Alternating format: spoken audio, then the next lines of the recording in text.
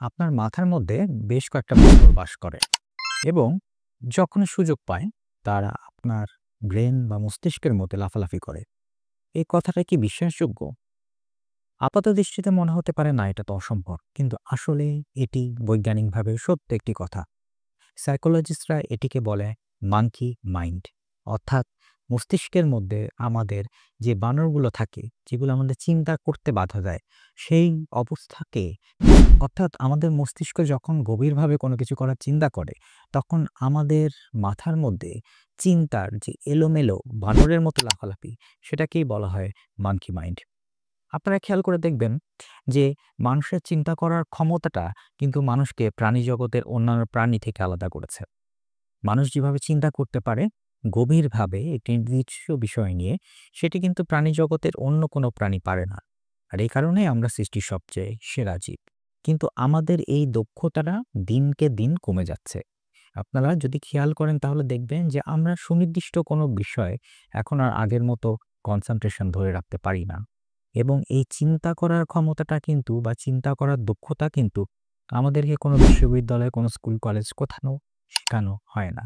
আর এ কারণে আমাদের শিশুরা এবং আমরা নিজেরাও, অন্যদের কথা কেন বলবো, এখন কিন্তু নির্দিষ্ট সময় একটি সুনির্দিষ্ট বিষয় দীর্ঘ সময় চিন্তা করতে অপারগ। আপনারা যদি আমাদের বিভিন্ন মহামনীষী বা বিজ্ঞানীদের জীবন নিয়ে গবেষণা করেন, দেখবেন যে তারা কিন্তু এককভাবে কোনো একটা নির্দিষ্ট জায়গায় একটি নির্দিষ্ট বিষয়ের ওপর দীর্ঘ সময় চিন্তা করতে পারতেন এবং সেটার জন্য কিন্তু তারা পরিবেশও তৈরি করে নিতেন। আপনারা গৌতম বুদ্ধের কথা বলেন অথবা আমাদের নবীজি মোহাম্মদ সাল্লাল্লাহু আলাইহি সাল্লামের কথা বলেন, তারা সবাই কিন্তু চিন্তার জন্য একটা আলাদা পরিবেশ সৃষ্টি করে নিয়েছিলেন। আমাদের নবীজি হিরা গুহায় যেতেন, ওখানে দিনের পর দিন, বছরের পর বছর উনি চিন্তা করেছেন এককভাবে বসে, একটি জায়গায় বসে। গৌতম বুদ্ধ দেখা গেছে যে বনের মধ্যে গিয়ে বোধিবৃক্ষের নিচে চিন্তা করতেন এবং যারা সায়েন্টিস্ট আছেন, নিউটন বলেন, আইনস্টাইন বলেন, তারা সবাই কিন্তু একটি নির্দিষ্ট পরিবেশে দীর্ঘ সময় চিন্তা করতেন। কিন্তু আমাদের সেই চিন্তা করার ক্ষমতাটা কমে যাচ্ছে দিনকে দিন। কেন?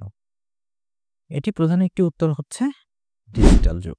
আপনি যখনই চিন্তা করবেন কোনো একটা সুনির্দিষ্ট বিষয় নিয়ে, তখনই দেখবেন আপনার ইমেল নোটিফিকেশন আসছে বা হোয়াটসঅ্যাপে একটি ফোন আসছে এবং এই কারণে আমাদের যে চিন্তার যে ধারাবাহিক গভীরতা, সেটা কিন্তু ব্যাঘাতগ্রস্ত হয় এবং সাথে সাথে চিন্তা করার জন্য যে একটি সুন্দর পরিবেশ দরকার এবং অ্যাট দ্য সেম টাইম যে ফিট বডি দরকার, সেটাও কিন্তু আমরা এখন সেভাবে বিবেচনায় নেই না। আপনি যখনই গভীরভাবে চিন্তা করতে চাইবেন, তখন যদি আপনার শরীর অসুস্থ থাকে, আপনি কিন্তু চিন্তা করতে পারবেন না।